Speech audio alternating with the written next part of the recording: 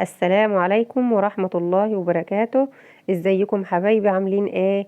يا رب تكونوا دايما بخير وفي احسن حال. اهلا بيكم في مطبخ شهد. النهاردة بصراحة كده لقيت الجو برد وشتا ومطر، والجو البرد ده بيكون عايز اي حاجة تدفي، فقمت قلت على طول انا هقوم اعمل اي حاجة كده ناكلها. ويلا بينا نسمي ونصلي على الرسول ونبدأ. بسم الله، اللهم صل وسلم وبارك على سيدنا محمد وعلى آله وصحبه أجمعين. قمت كده جبت حلة حطيتها على البوتاجاز وحطيت فيها معلقة كده كبيرة من السمنة، ونزلت كده بقطع اللحمة معايا.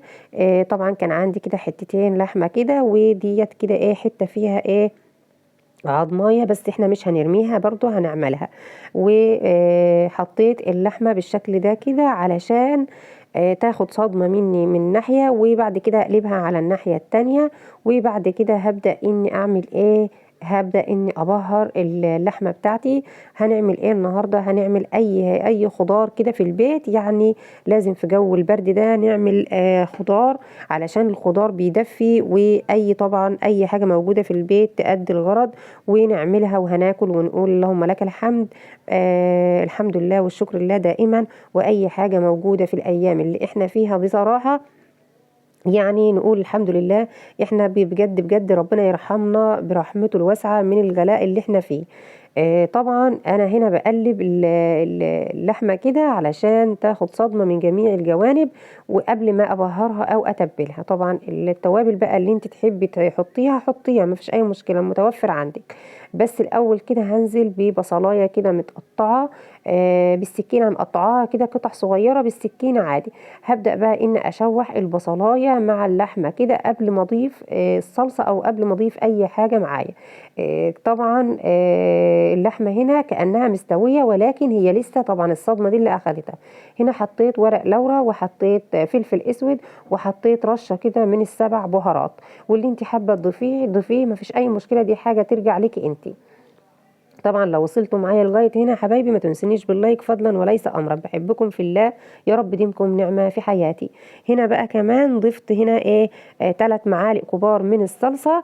طبعا الصلصه حلوه جدا جدا وجميله، وفي الوقت اللي بتكون الطماطم رخيصه فيه انا بجيب الصلصه وبسبكها وبحطها في الفريزر زي ما انتوا ايه عارفين.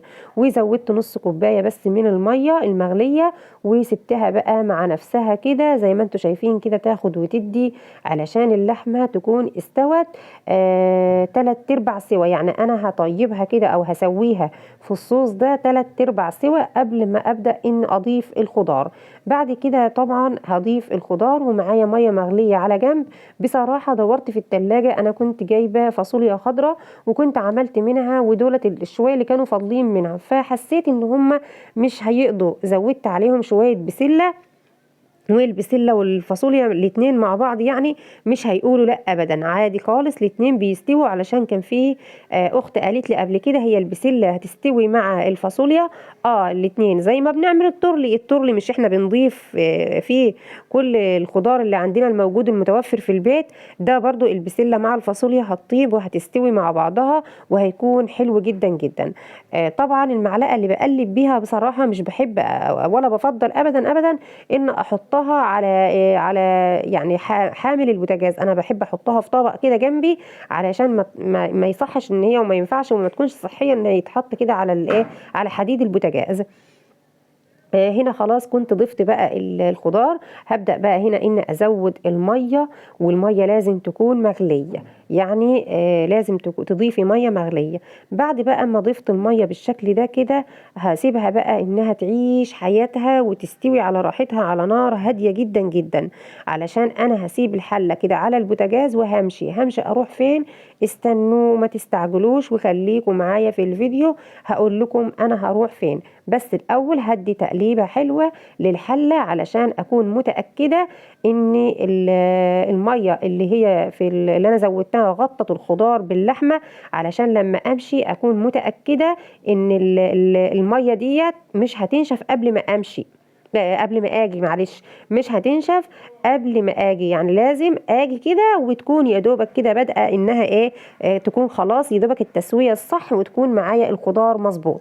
هغطي بقى الحله وتعالوا بيا وهسيبها بقى وهنمشي نروح فين؟ هنروح البيت التاني. خلاص سبت الحلة كده بالشكل ده كده ورحت البيت التاني، عملت حاجة كده هناك وهتشوفوها معايا في الفيديو، هتشوفوا انا عملت ايه. وطبعا نقضي يومنا ونقضي يومنا، اللهم لك الحمد. طبعا الخضار ده انا كنت بعد ما جيت، يعني انا بعد ما جيت لقيته بالشكل ده كده، بس طبعا كنت عليت النار همسة علشان انا كنت لسه لقيته ما استواش.